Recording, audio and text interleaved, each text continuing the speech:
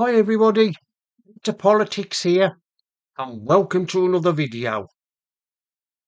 Starmer's Chief of Staff, Morgan Mcsweeney, resigns.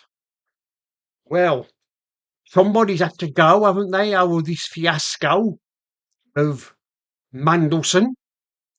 Somebody's had to carry the can, and it looks like that it's poor old Morgan Mcsweeney has had to go. And of course, Starmer has had to blaming everybody else but himself for all this, for this mess he's created.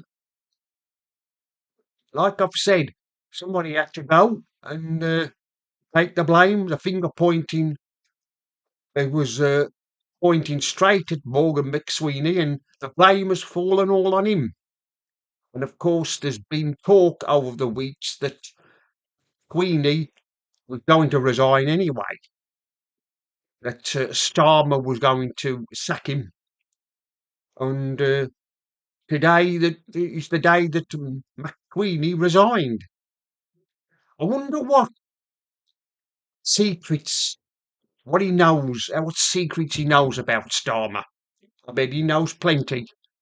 And don't be surprised that if McSweeney doesn't get his revenge on Starmer and leak stories about him. Because that's what happens when anybody in government it's, resigns or sacked. It's another word for sacked, being sacked, isn't it? I dare say, like I've said, McSweeney knows quite a few juicy details about Starmer and his antics he gets up to. But this is all Starmer's fault. He's only got himself to blame. McSweeney was the one who talked him into appointing Mandelson, and it's all gone wrong. It's all gone complete wrong. I mean, what was Starmer thinking about appointing Mandelson as our ambassador to Washington? Well, what on earth was he thinking? What was he doing? He knew full well that Mandelson was poison. He was a bad influence.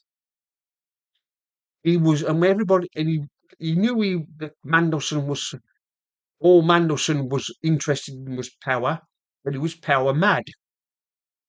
And he'd do anything to get the top job. And of course, now Starmer had a week from hell. Last week was his week from hell. I bet he wish he could just lie down in some darkened room and forget about this. I bet he wish this was never happened. But unfortunately, it's his fault. He appointed Mandelson, and he's got to live with these consequences that appointing him. And of course, Starmer is also in the firing line. His job's on the line. He could be removed any time. Let's hope he does, because we've got a by-election coming up soon, haven't we? And if Labour do badly in that, then I think it'll be Starmer's time will be up. There's already talk of a interim leader being in place, put in place of Starmer, until somebody else, so they can get somebody else to be Prime Minister. And you know who that'll be, don't you? Rayner. God help us if she become Prime Minister. You think it's bad now, it'll be even worse if she became Prime Minister. But Starmer, well, he's always got to blame somebody else, hasn't he? He never blames himself. It's always somebody else's fault. He blamed last week. He was blaming MI5 and MI6. I mean, who's he going to blame next if Labour do badly in that by-election? I suppose if Labour do badly there, Then Starmer will say, "Oh, the voters didn't vote for for Labour, for my Labour MP. They're all they're all far right. According to Starmer, we're all far right because we don't like all the migrants arriving in the country.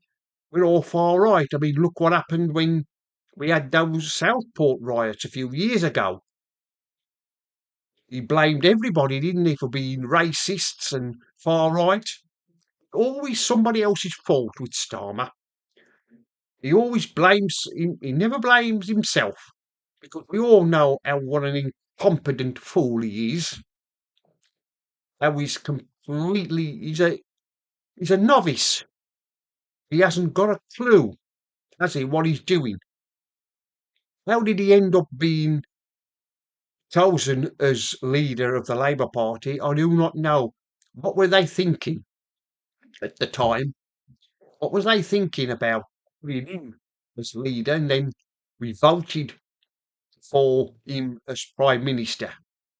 I bet the voters now regret ever voting for Labour because they didn't know what they was going to get into when they made him Prime Minister and put Labour into government. But like I've said, it's always somebody else's fault with Starmer. Never is. He always blames, he always points the finger of blame at somebody else. I wonder what, I wonder what Morgan Mcsweeney knows about Starmer. I bet he can tell a few tales about him, what it's actually like, working for him as his chief of staff. I want to know is what exactly do these chief of staff do when they're appointed? What exactly is their job? I don't think they do anything. I mean, they're just a waste of money. Why on earth we need a prime minister needs a chief of staff? Well, I do not know. Can't the prime minister do the job himself? Morgan Mcsweeney was Starmer's mouthpiece. That's all he was Starmer's mouthpiece. But of course, it's just, well, the last 2 years, it's all gone completely wrong. And it looks like it's going to carry on being the same. If Labour do lose this by-election, then I'm afraid Starmer will be gone.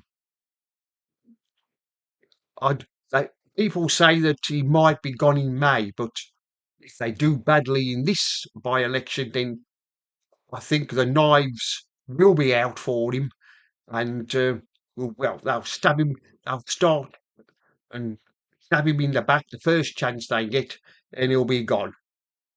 Anyway, that's the end of this video. Mr. Politics here signing off. And remember, don't believe the lies.